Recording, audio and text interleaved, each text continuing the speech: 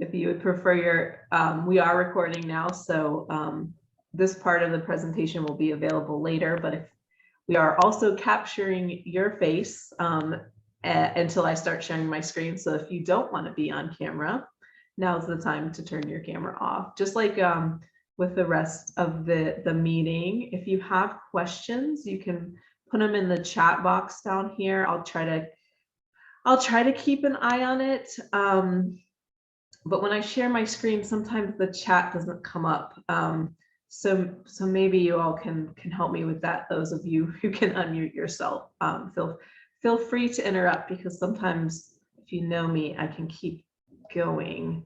And I'm going to try to limit this so we get out of here at 6. I recognize most of you all's names. Thank you so much for being here. If we haven't met in person or even face to face, I am Chesky Smith. I started here as the director in January 2020, so that's been a really interesting transition to make. And this is now the 3rd annual meeting. And every year we say, well, hopefully next year we'll have it in person. So hopefully annual meeting 2023 will be here at the new Smith McDowell house. So let me just go ahead and share my screen. I'm going to kind of pop back and forth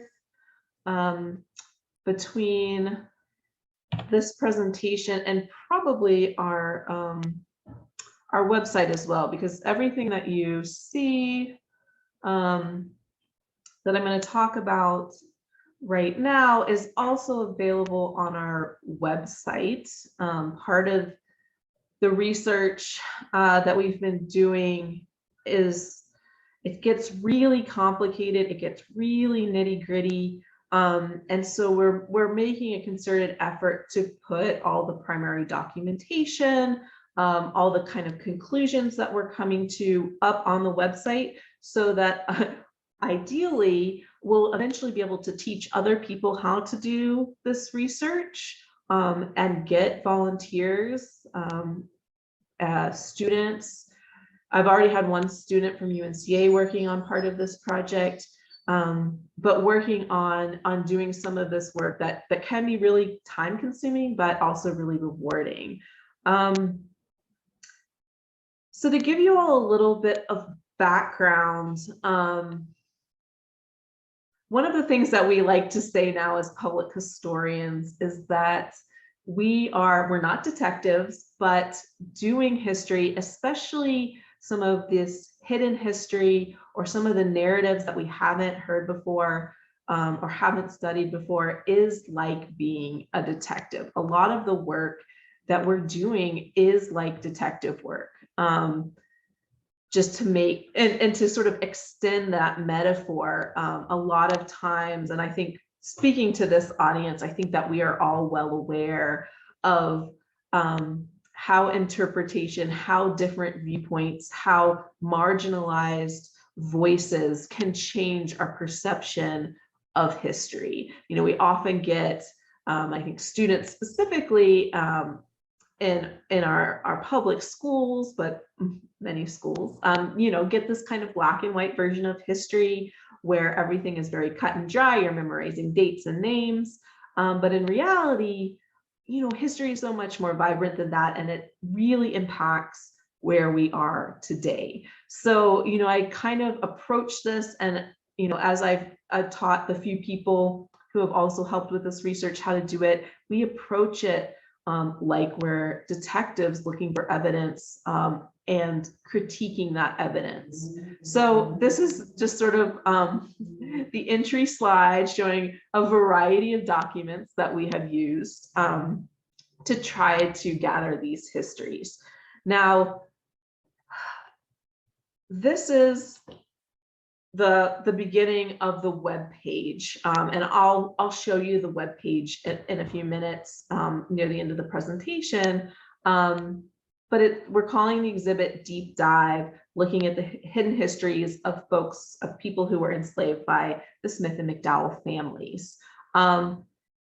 These are the names we've uncovered so far. As you can see when you look at them, most of them are first names only. Most of those people we don't have real concrete stories for, But some of the names we've already been able to give people last names, maiden names in some cases, and married names. So the ones that you see here, Carolyn Spears Cope, we know a lot more about Carolyn. We've been able to trace her when she was enslaved by the Smith and McDowell families prior to 1865 and connect her with when the United States felt that she was a citizen after 1865. So in order to do this kind of research, you have to have a starting location. In some cases, we start with folks who we know through oral history were enslaved, whose families are still around, who are descendant communities, and they have these oral stories. One great example of this, one of our former board members who is now deceased, Johnny Baxter, who now has an award named for him at Preservation Society, has given a number of interviews about his family history, and that stories that were passed down through his family about his grandmother and great-grandparents who were in Chun's Cove. One of his stories is that I got my start at the Swannanoa Valley Museum in Black Mountain, and sort of the origin story that we have always been telling at Swannanoa Valley was the story of Samuel Davidson coming up the grade from Old Fort, building a small cabin on the top of Jones Mountain. And of course, this is all somewhat supported by the historic record, but not fully.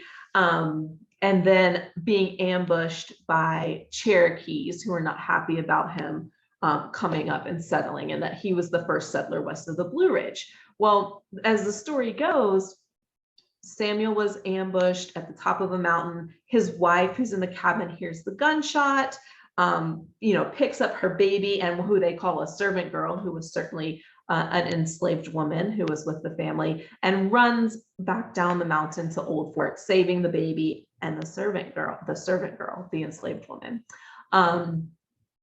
But Johnny Baxter, in his oral history, tells us the story that has been passed down through generations, and that is of his great-great-grandmother, Eliza, and that every generation of women in his family has been named Eliza in honor of the woman who was enslaved by Samuel Davidson and who saved his wife and daughter after he had been ambushed and shot. So that in and of itself is a very interesting story. And then Johnny goes on to talk about his grandparents, Eliza and John Henry, who were enslaved in the Chun's Cove area, bought their own freedom, and then ran a stop on the Underground Railroad in Chun's Cove, and has stories about that.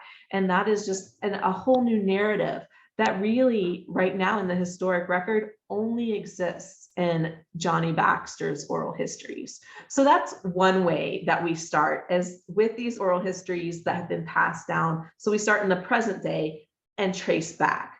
What I've done and what we've done here at Smith McDowell, because we have this treasure trove of records here that have been collected through the years by Stuart's mother and probably more so by Frances McDowell, who was a McDowell descendant, of all the records of her family. So often when we do this research, we unfortunately have to start with records that come from the people who enslaved them. And that's certainly the case here at Smith McDowell.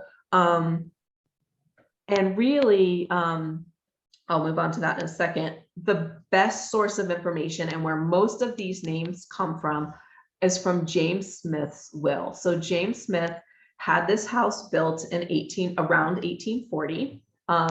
He had made his money, one, by enslaving people, but as a merchant working, running a toll bridge over the French Broad River. He had a tannery, a blacksmith, a gold mine in Georgia, among many other things. So this was the country house that they built. Their main house was in downtown Asheville. And because he had all these associated businesses and gold mines and things kind of spread out all over the county and all over the state and into other states, we know the people that he accounted for in his will were enslaved by him.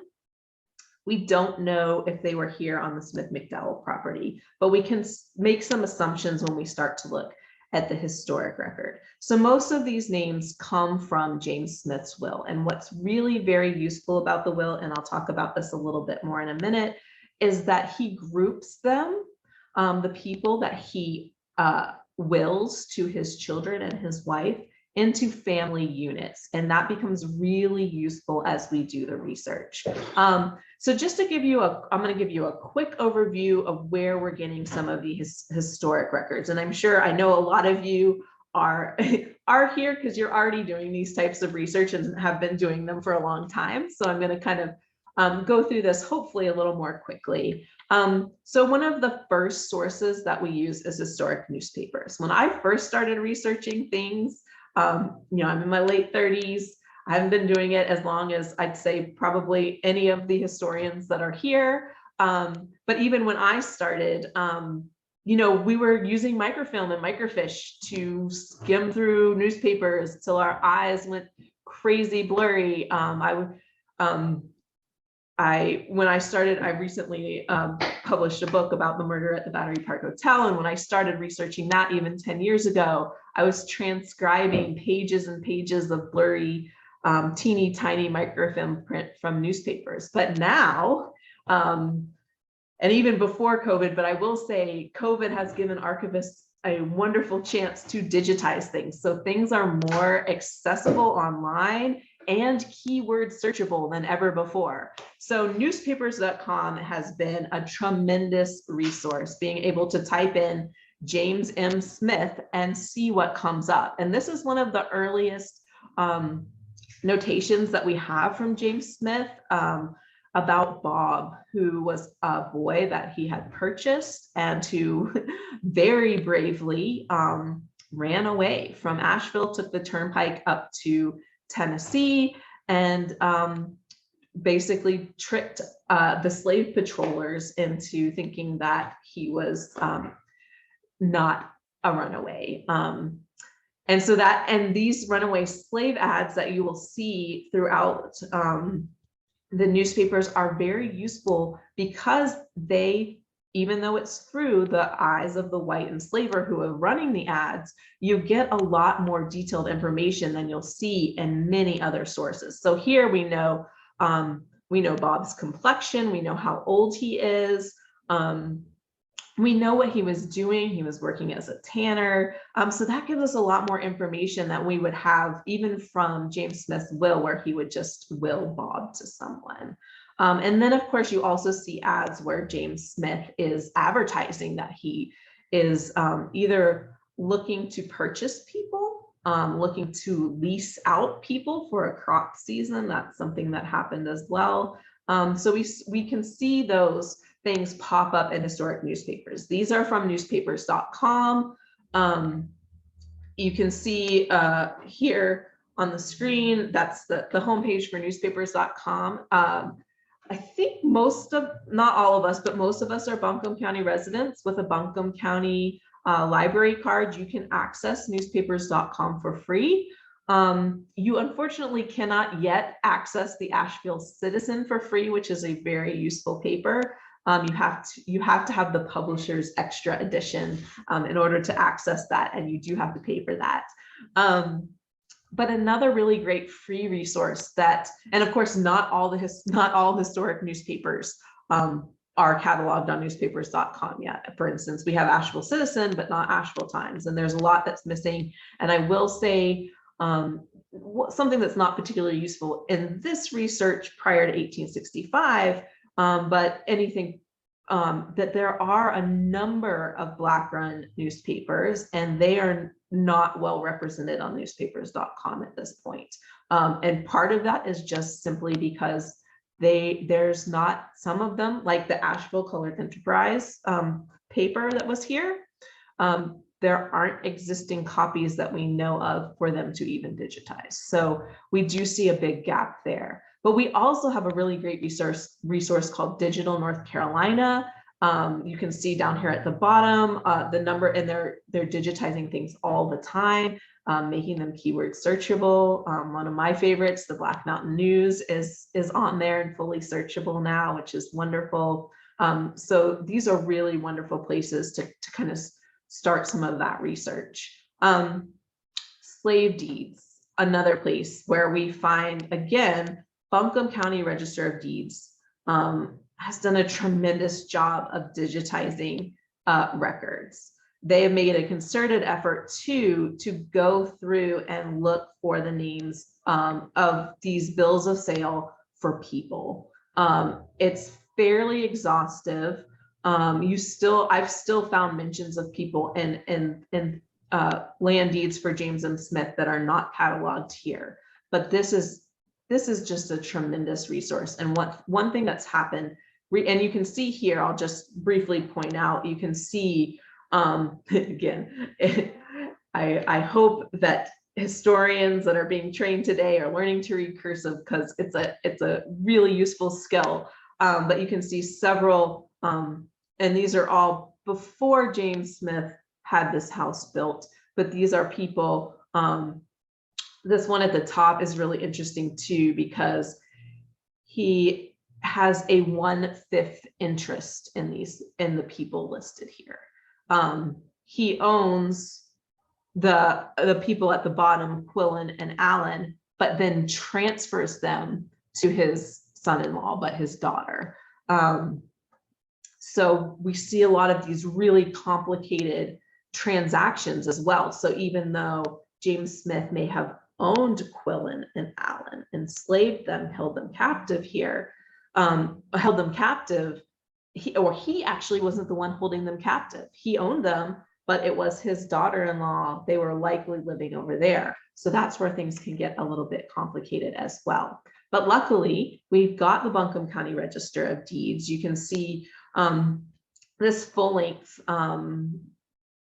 screenshot over here is where you can actually even download a spreadsheet, which is keyword searchable, to look through the Buncombe County slave deeds. Now, not all counties have done this, but Buncombe County Register of Deeds has now added all their resources to the digital library on American slavery, which has slave deeds and is continuing to build their database. It also has a couple other things. So like the slavery notices from the paper, again, not exhaustive. All those James Smith ones that I had showed you previously are not yet in this digital library, but it is being built. And so that's a wonderful resource. And I put the links there too, and I'll share this presentation with anyone who's interested. Other things that are at the Register of Deeds, which are really useful: land deeds, birth and death records, and cohabitation records. So in 1866, all marriages of enslaved people, if they wanted their marriage to be official in the eyes of the state, they had to go register at the Register of Deeds. And so that's where you will also find, especially when you look at familial relationships in the will, like in James Smith will, you may be able to find those two first names in the cohabitation records and then go from there. And I'll show you that in a little bit if we've got time. Census data is, of course, huge. If you're familiar with census data, you know the census data before 1865, so 1860, 1850, etc. Any person that was enslaved was not accounted for by name. They were only accounted for, you can see on the, I guess it's the same side of your screen, the right side of my screen, you can see James M. Smith there, he's the third name down, and you can see all the people enumerated underneath his name. Those are the people that he enslaved in 1850. And you can see they're only enumerated by their approximate age, their sex, and their color, which is either denoted as Black or mulatto. What's really interesting, and I don't know if you can see this because of looking at my picture, but on the next row over, the next column says A Teague. It's hard to say, but it's hard to see, but it says agent of James M. Smith. So not only does James enslave the 44 people that you see, he's also placed another 20 people under his agent. And we're not exactly sure where those people are. But again, we have only their ages, sexes, and complexion. But then in 1870, after slavery is abolished, we start to see the Black population, the freedmen population, enumerated by name and family group in the census as citizens. And so you can see over here in the middle of the screen, this is a family that we know was enslaved by the Smiths, and I'll try to go through that research. It gets really nitty gritty, but this is James Bailey's family, James, Rebecca, Charlotte. And we see Rebecca and Charlotte and James Smith's will as a family group, and then make a lot of assumptions that eventually lead to something and to finding them. And then Zephia, which is spelled quite a number of different ways. You can see she has the surname Smith, and that's a really good indicator too. Many people, and we'll see this with the Baileys and a few other folks, when they're first freed, like in the cohabitation records, for instance, we'll see them with the surname of Smith or McDowell. But then in the 1870 census, they'll have changed their name to something that they have chosen. So if we go back a bunch of slides, well, there we go. You can see that in this deed, James M. Smith, there's the increase of the Negro woman Zilpha. Whether that's the same woman, we don't know. But because she's here living with the Baileys, who we also know were enslaved by the Smiths, it becomes more probable. And we can also see, because of her age, that she certainly could have been the woman who was referred to in that early deed. So census data, again, is really accessible online. And of April 1st, we now have the 1950 census that's accessible. One great and free place that you can access it is FamilySearch.org, which is run by the Church of Latter-day Saints. And I won't talk more about that, but it's a wonderful resource. You can also find death certificates, marriage records, military records, Freedmen's Bureau records, which exist right after the end of the Civil War, 1866 to 1869, I think, maybe 8. And there are ones from Asheville as well that you can find that have been transcribed by people online. And then a number of user-submitted records and family trees as well. So this is a great resource. Ancestry is also a great resource. You do have to pay for it, but if you are a Buncombe County library holder, you can access the library edition of Ancestry using your library card online for free. And oftentimes Ancestry, because it's a paid service, does tend to have additional records that Family Search does not have. City directories are great, also accessible from the website that I showed you before, which is digitalnc.org. You can see the city directories here. There's Asheville, and here's just one page, but the Bailey family that I briefly talked about during the census data. Here's James Bailey and his son. They're working as bricklayers and residing on South Main Street, which we also know was where the Smiths' other house was, and where they had a number of cabins that housed enslaved people. So that's a pretty good indicator as well. Okay, so those are kind of the lowest hanging fruit, and they're really easy to access online and keyword search, which is super great.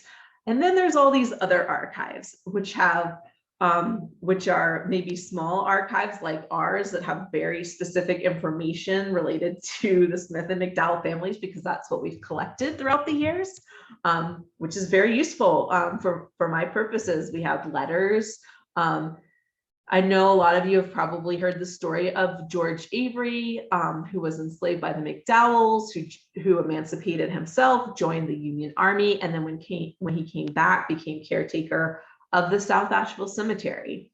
We don't know much about George's life before he joined the Union Army, but we do have this letter between William McDowell, who owned this house, who was the son-in-law of James Smith, and his father, or maybe mother, it's a little bit unsure, but they talk about a person named George that was enslaved by his William's parents, and that who William wanted. And James or Jane, and I'm still not positive, it's a little bit strange in the transcription, but talks about how later how they can't do without George, and they but maybe they'll send him. And the ages are weird, it's hard to connect people, but it's interesting to see these kind of letters where they actually refer to people by name and give them a little bit more more detail about their life. Here's George Avery's enlistment papers in the Union Army. Here's James Smith's will. This is where we have gotten a lot of the information, his will, and then amendments or codicils to his will, and then records from court sessions, etc. And these are all housed in different archives. And a lot of papers we may not even know exist. William McDowell has papers at UNC Chapel Hill that we have that I'm still trying to read some of the cursive handwriting on. But then there are other sources that are just even alluded to. If you're familiar with Ora Blackman's book, she alludes to a list that Pack Library had of people who were enslaved by the McDowells, but that they no longer can, either they never actually had, or we haven't been able to locate. And that certainly would be an excellent source of information. So one thing that I've done to try to make this a little easier for other folks who want to do this type of research is that I've added this research button to our website. It takes you to a page, and there's 25 items on it right now. I'd like to expand it as I have time. But all the different sources that I've mentioned tonight, along with a lot of other sources, though the links to the websites are here on this page. And if this was the real page, I would scroll down and show you all the different ones. But everything that I've mentioned and many more are here, as well as kind of what they refer to. One thing that's really interesting too is these information wanted ads. I haven't found anything useful to my specific research on this. But they're pretty incredible.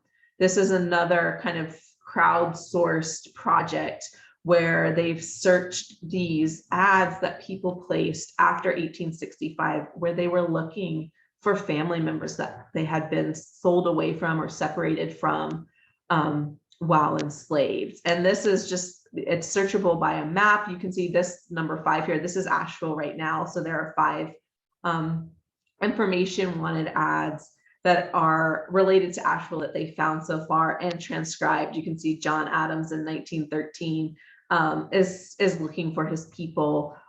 This one is just a heartbreaking one of John Williams being reunited with his mother, he'd been separated from while they were enslaved, and them finding each other with these information wanted ads after 32 years. And those, as far as we know, none of those people are specifically related to the Smiths, were specifically enslaved by the Smiths or McDowells, but there's some really great information there. And I just did a keyword search for Asheville, and these are what popped up. I want to go through kind of a little bit more of the nitty gritty. I've got 10 minutes left. And so I want to just kind of go through a little bit of the nitty gritty of a couple families and how kind of the chain of research that it took to get to these places. So for Tilda and Joe, we first find mention of them in James Smith's 1850 will. So you can see this is like a primo page of James's will, because he wills to his son, John P. Smith, the new brick house near the road, which is this house, along with a number of things, including a number of people. So Joe, the wagoner, his wife, Tilda, and her children. So one thing that you will see is because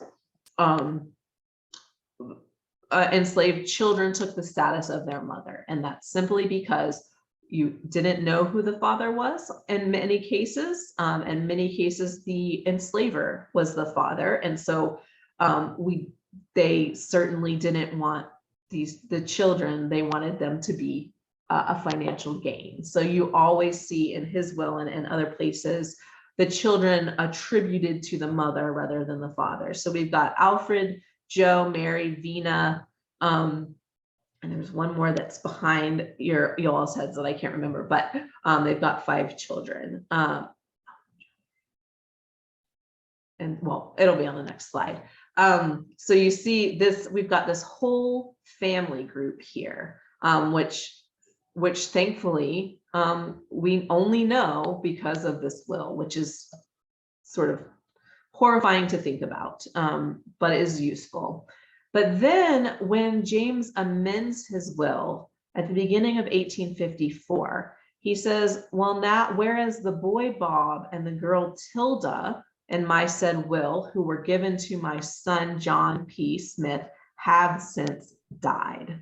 So we know that Tilda has passed away. And a lot of this comes into play when we talk about the South Asheville Cemetery. If you all are familiar with the South Asheville Cemetery, that land was set aside where George Avery was caretaker as a burial ground for folks who died while they were enslaved by the Smith and McDowell families.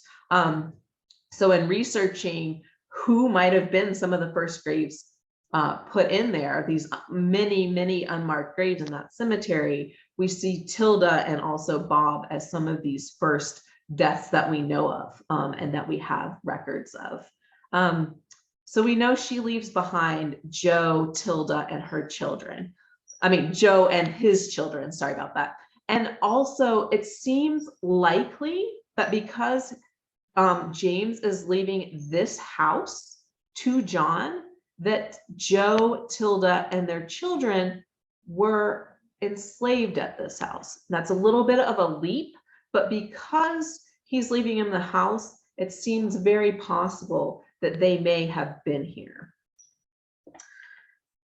Unfortunately, James Smith dies. His will is carried out in 1856. As far as we know, Joe and his children are transferred to John Smith.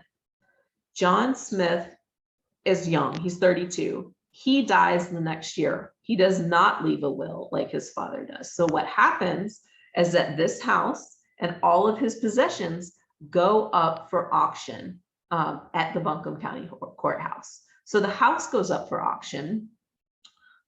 Sarah Smith McDowell, who marries William McDowell, is the highest bidder for the house. And that's how it transfers from the Smith to the McDowell family. But also 13 people, you can see in this ad, also go up for sale on the steps of the Buncombe County Courthouse.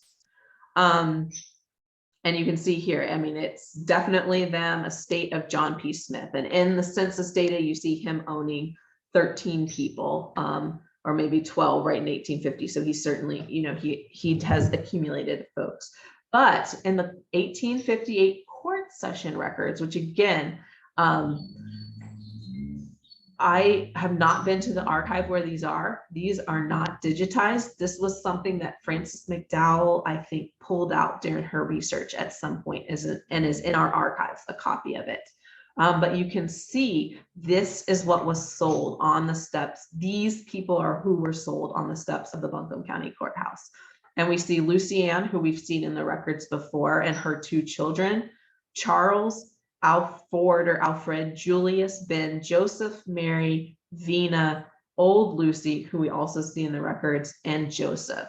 So even though Joseph here doesn't have an age, we assume that's Tilda's husband, based on the price that he is sold for, $500. And then Alfred, who is much younger, as well as Joe Jr. So Alfred's 19, Joseph is 16, and you can see they are sold for over $1,000, indicating that because they are younger. And then Mary and Vina are the only 2 members of the family who are sold to the same person. And they are sold for around $800 each, and they're 11 and 9. So the whole family at that point is split up.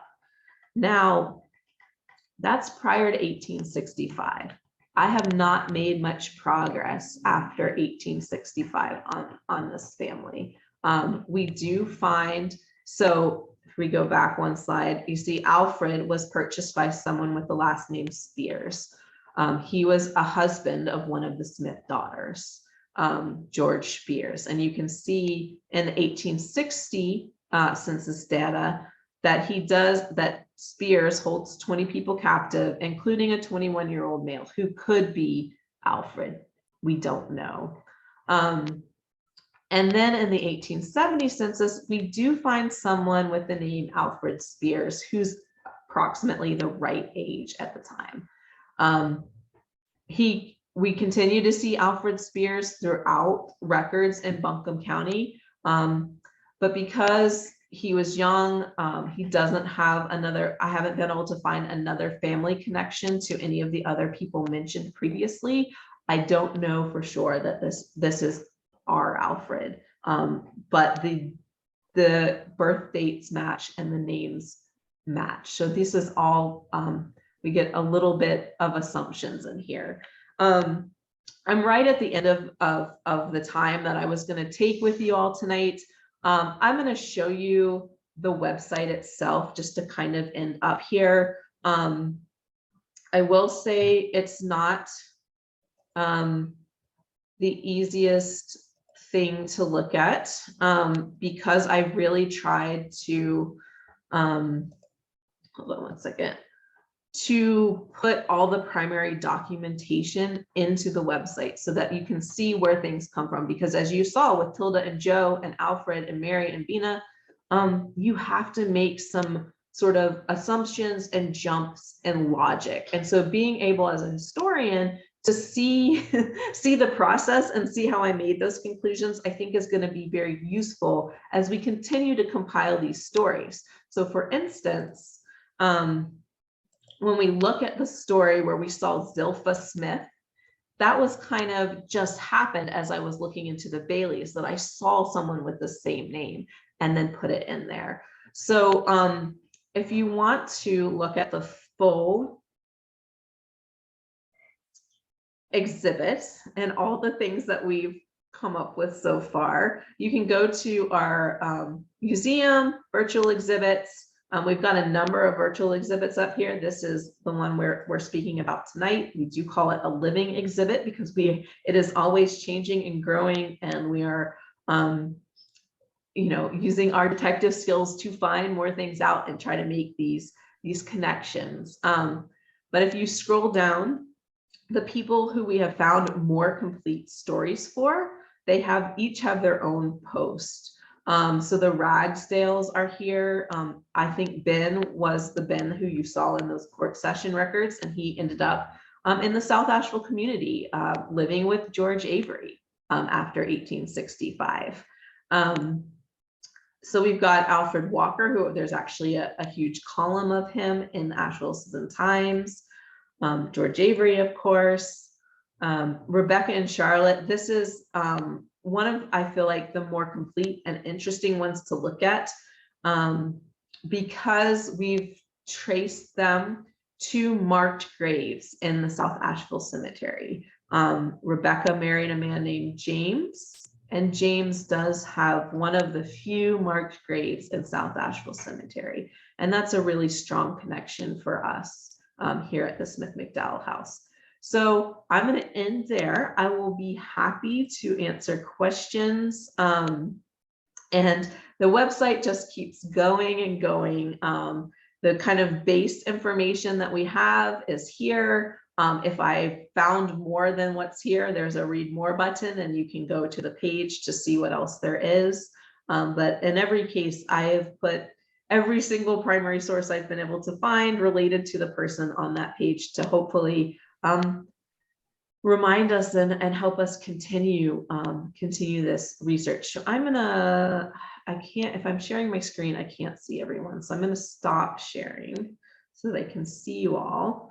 And then, yes, Stella says, so Linda Brown has done a tremendous amount of primary source research on the South Asheville Cemetery, specifically looking, so we kind of have different research focuses. She's looked at death certificates to try to put a name for all the burials at South Asheville, and she's found over 2,000. Of course, many of them were flu deaths, 1918 flu. Many of them were children or stillbirths, which is very sad.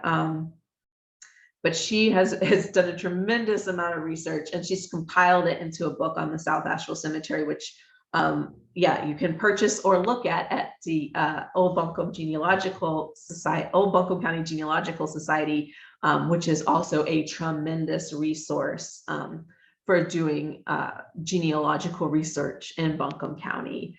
Let's see. Oh yeah, Sharon said Linda Brown. Thanks, Sharon. I'm scrolling up backwards. Are cohabitation records something available? So they are available throughout. I've seen them. So I've mostly used the Buncombe County cohabitation records site because that's where I'm working, but I actually found the originals, I think, on FamilySearch.com, because what Buncombe County Register of Deeds has done is just write the names, print the name, type the names in. And I always like to look at the primary documentation just because oftentimes we read cursive differently depending on who's transcribing it.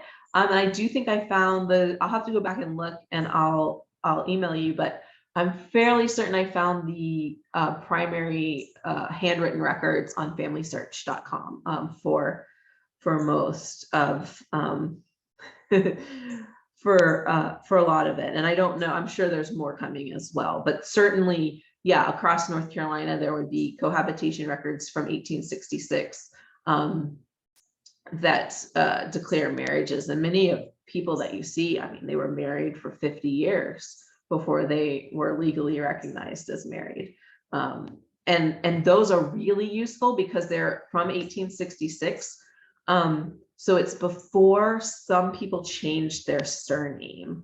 So if you know who enslaved them, oftentimes you can, and this occurred several times in the research I was doing, you can, put McDowell in. And even though later they, like the next year before the 1870 census, they changed their last name in that early period. And it's either because people had not yet chosen a new surname, or the person at the Register of Deeds taking down their names said, who was your previous owner, and gave them that last name. And so, but for our purposes, it's actually very useful if you're trying to go pre-1865 to post-1865. Other questions? I know, like, I will say it can get really depressing thinking about people being passed, families being split up, having to go through the records of the enslavers to find this information. But when you hit on, you can go down so many rabbit holes.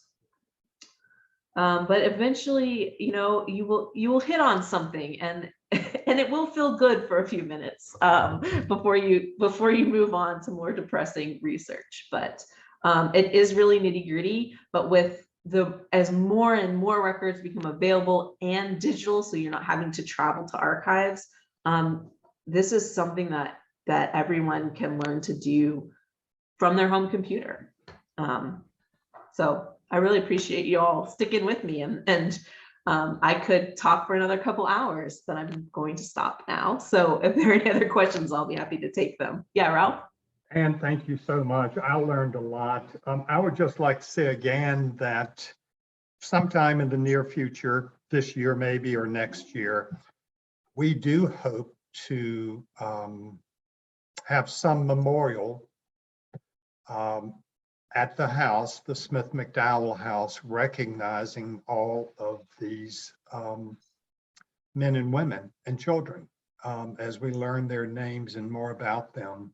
And that's going to be an exciting project to have, I think, a memorial to the enslaved people.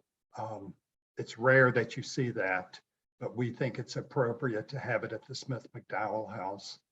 And so And I will say just, more. oh, sorry, one kind of consideration that we're kind of getting to this point now where we know enough about enough people, and especially now that the 1950 census is being released, that there is now a possibility of connecting folks who we know were enslaved here with people who are still alive. And so contending, and could be a whole other presentation of working with descendant communities, and what that means, and the ethical implications of doing that. Reaching out versus providing the information and letting people who, because this is a very traumatic thing to talk about. I mean, it's traumatic for me as a white woman. And it's hard for me to even put myself in the place of a descendant community. But we certainly I think we're at a place now where we're at that time where we could start to make those connections, and we haven't been there before. But especially now with the 1950 census coming out, it's starting to look more possible. We know that many of the people who were enslaved here went on to found thriving African-American communities right here in Asheville. Many of them, it becomes more difficult to track because we know that Asheville has also redlined and practiced urban renewal in many of those communities, splitting them up. And many people moved away for those same reasons. But we know at least through the 40s, which is where I'm at with the census, that communities were established with descendants, and we're right here. I mean, literally all around this house were the communities. And so that's another big step in determining how we just continue to disseminate research as we get closer to the present day, but also think about how we memorialize the people that were here.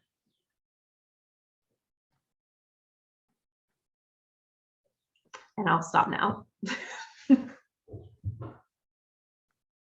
Well, I want to thank everybody for attending the annual meeting. I hope you've enjoyed it. We've enjoyed sharing with you and electing a new trustee and re-electing 3 others.